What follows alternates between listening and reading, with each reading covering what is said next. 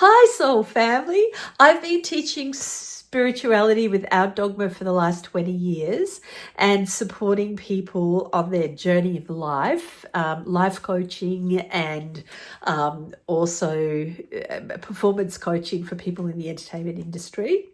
And today I want to talk about the human existence. I want to talk about this human journey that we're on and success, basically, because what I've found is a lot of people that came to see me are very highly successful individuals.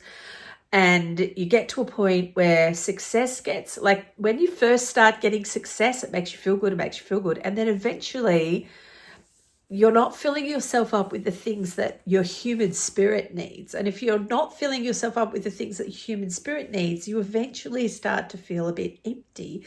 And it doesn't matter how much external success you have, it stops filling you up. And so for me, understanding what we need as humans and what our existence is, that's been my life journey. I started here and doing the work I'm doing now, currently today, through accident, really. I found out, sort of stumbled into becoming a psychic, or realized that I was a psychic. And the thing is that, like, I think at the beginning I didn't fully believe it. Like, I don't think I even necessarily believed in psychics. I was always open to things, but and then suddenly when you can know stuff about people that there's no way you would know, people that you've never even met, and you meet them, or somebody tells you about the first name of somebody and you can know heaps about them, that was weird. And I had to kind of work out what's going on. And so not only did I then start, giving people psychic readings, I then found that people came to psychic readings when they actually needed some sort of emotional healing. Something was going on and they were asking deep questions like, can someone see me on a very, very deep level? Because they would go to therapy and they wouldn't be getting the help. And so they would come to me and I could see why the thing was happening, like where it came from, whether it was this life, a past life, what occurred for them to feel the way they did. And it came so quickly and easily that I didn't really understand why I had the answer or how I had the answer, but it would work. And I used to find it really strange. Like when I first started, people would come and they'd want to see me one-on-one. So when people would ask if they could come and see me for one-on-ones, I would often, especially if it was for something like a phobia or they had anxiety or, depression, I'd always get worried because I was like, I'm not qualified. And I would say, I don't know what I'm doing. I don't think I can help you. Are you sure? I won't charge you unless it works. Like, that's what I do. If it doesn't work, I'm not charging you.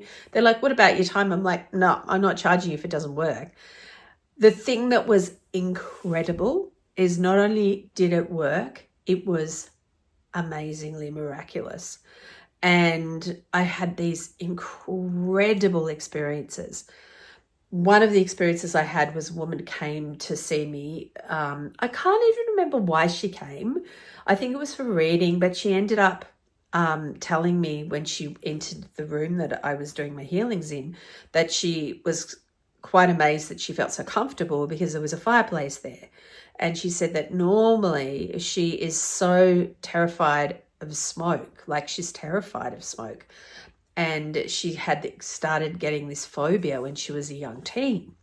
And I was like, Now, I had read many lives, many masters, many lives. Who was that by? It's on my bookshelf here somewhere. Anyway, Brian Weiss. There we go. He was a psychiatrist and started to do hypnotherapy with his clients, and one of his clients started going past lives and got rid of phobias and all kinds of things from doing that. And eventually he had to start talking about it and people thought he was nuts and, all of that. But the rest is history. So he's now known as the past life doctor. I was very intrigued with this work, and I've read everything I could of his.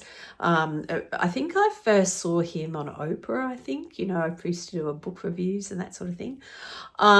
Anyway, when this woman came to me and she told me about this smoke phobia, I'm like, oh, that sounds like a Brian Weiss thing. So I just took her through this guided meditation, slash, I didn't know it was like hypnotherapy. Now I know that I kind of am able to do that a little bit. I don't know how, it just happens.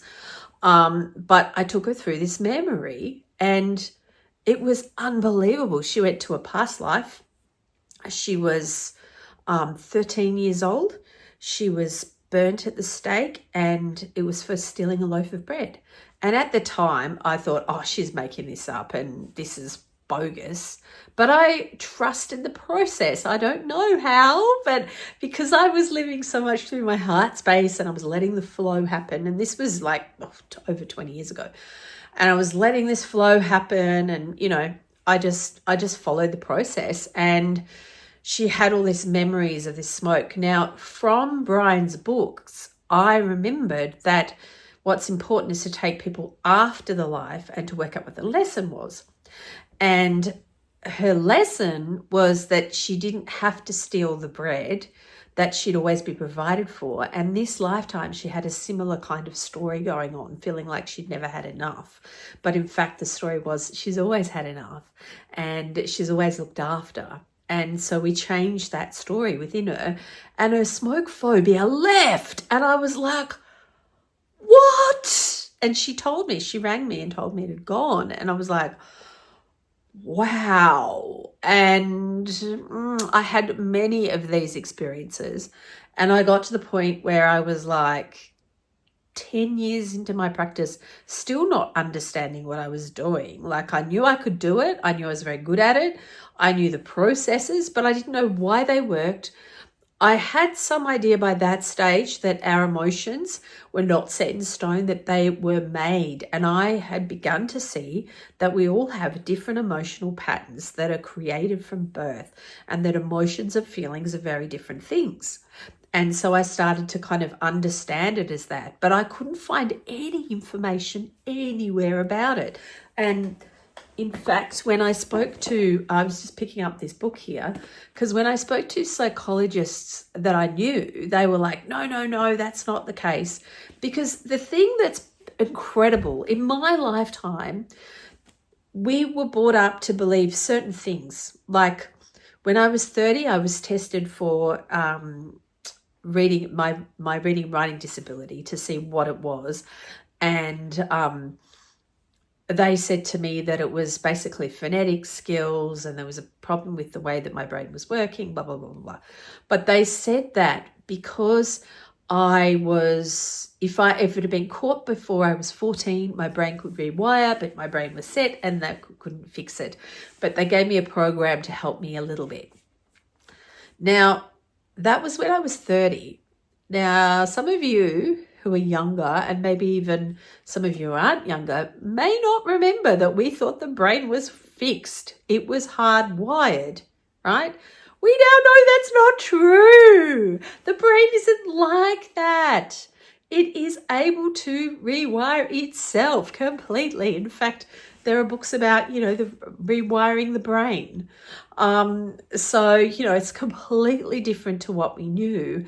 And I spent ages looking for information on emotions, on feelings, and also the breath. Because at some point in my healing journey, like teaching people how to heal themselves, I learned how powerful it was to just deep breathe. And I knew that it changed people on a biological level, and because I could see it. And also, like, I have the ability to see, it's kind of like vibration, or I can see when people have shifted, when they either have a thought or they feel differently. I can see it physically and I go, what's that? And quite often I'll know it before they feel it. And they're like, or they've realized, I guess they feel it, but then they haven't realized they've felt it. And I'm like, what's that? And they're like, oh, blah, blah, blah. And I'm like, yeah, I saw it. So you'd see a shift in somebody, like a physical shift, that there's an energetic shift. And I began to see that emotions and feelings were energetic, and that our feelings sat in us in a particular way, and emotions sat in us in a particular way. And you could change the way that you sat in different memories, change the emotion of how you sat in that memory. And the thing that was so incredible for me was, like, I think, I can't remember exactly when it was, but there was a client of mine who was a scientist, and he was very skeptical. He knew that my work he was kind of skeptical. He knew my work was kind of miraculous because he had seen a lot of his own family members really heal from things that they'd never been able to heal from, and relationships repair that were never repairable. So he knew that there was something going on, but he couldn't kind of work it out. And him and I would spend time sitting down talking, because his thing was to help entrepreneurs and scientific entrepreneurs create businesses. So he'd sit down and try and support me to work out, what are you doing? How are you doing it? All that sort of stuff. And he told me this story about, now some of you will actually know the name of this person. I don't, because I'm not into Formula One, but it was a Formula One driver, and he retired. And when he retired, people asked him to teach his technique, because he was the biggest driver in the world at the time. And it was very hard for him. He couldn't teach it. So what he had to do was reverse engineer it. He had to observe himself driving and understand what he was doing, so he could reverse engineer and then teach. And my client was explaining this to me, and he said, I think you need to reverse engineer what it is that you do. I was like, oh, wow, yes. And so I would go to lectures on things, and I remember I went to some lecture that this people, he actually bought me the ticket, and it was the people that had taught people in Google how to meditate. And I was like, great, I can ask them for help. And I went and I said, tell me about the breath, why does it work? And they just couldn't. And I was like, this is interesting. And I kept asking. I'd go to all kinds of experts and ask them, how does it work? How does it work? And it's because at that point, we didn't have the information. We have it now. We actually do. They have done studies to actually understand what it does. And the the breath switches on the vagus nerve and helps the body rejuvenate. That's the deep breathing. So I was like, of course it does. And that's why it works so well. And there are so many things like this now that are coming to fruition that we're starting to understand. And I went looking for scientists and looking for papers to prove that the things that I was teaching and that were working were real, because of course people want it to be science. They want it to be proven, even though I think that the experiential nature of humanity and the way that we experience our life, sometimes the experiential nature of existence can't be measured in the way that science needs to measure things to call it scientific. So that's where the problem is when it comes to the human spirit and our experiential nature, the feeling aspect of humanity, which is how we experience life. Like, we experience life all the time through our feelings, through our emotions. And it's really difficult that science hasn't been able to give us proper explanations. But the thing that's really interesting is that there are some scientists that have started doing that. So this book here, How Emotions Are Made, The Secret Life of the Brain, by Lisa Feldman Barnett, I think it is. She talks about how our emotions are made by our experiences, which is, it was groundbreaking. She did research in it. It's based on her papers. It's based on, I think, other papers that she's read as well. So it was pretty exciting to find that this thing that I've been teaching for a very long time, you made the emotions that you're sitting in, you can unmake them if they're unhealthy for you, was a real thing. Like, I knew it was a real thing, but that was backed up by science.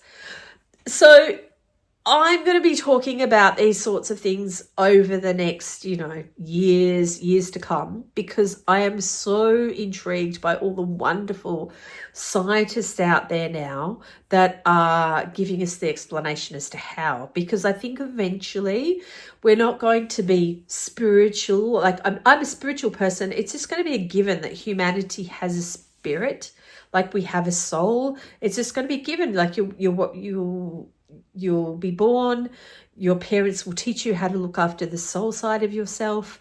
You'll understand that you need to be aware of your spirituality. There'll be no dogma, and we will use our spirituality to do all kinds of things: work, look after plants, animals, understand the planet, feel what's going to happen with the weather. Like, once you're actually really deeply connected to your spirit, the interconnectedness of humanity and the planet and everything that exists, like the universe, is unbelievable. And the sky's the limit. Like, we don't even know what's possible. What I like to talk about. I know I'm always talking about big topics. I'll dive more into some of these topics in the next few months. But I think the main thing I want to leave you with today is, whatever it is that is the hardest thing for you in your personality or in yourself or how you feel, it's not you. It's something you've learned, and you can unlearn it. This is the incredible thing. Even if you've got like depression or anxiety or any of those things have been created because of the way that you've learned to exist. If you learn a different way to exist, those problems go away. And this is not a faffy claim. This is something that I'm saying because I've seen it over and over again happen. As my clients begin to understand how to observe themselves, how to look after their emotions, their feelings, become more aware, all of the issues that they were having start to change. And then they have tools to help them with things that are difficult in life. So I want to start supporting you with those tools. And the first one that we will be talking about over the next few months is the breath, I think. Or not necessarily the first one of the things. Because I know, you would hear people go, the breath. But it's because we don't deep breathe enough. And there's a real reason for this, that because we are no longer connected physically to the earth. I'm going to talk about this more, talk about it in the next few days, but I will leave it here because this is a very long video so far. And thank you if you've got to the end of this. And I'll see you in the next video. And thanks for watching, Soul Family. Bye.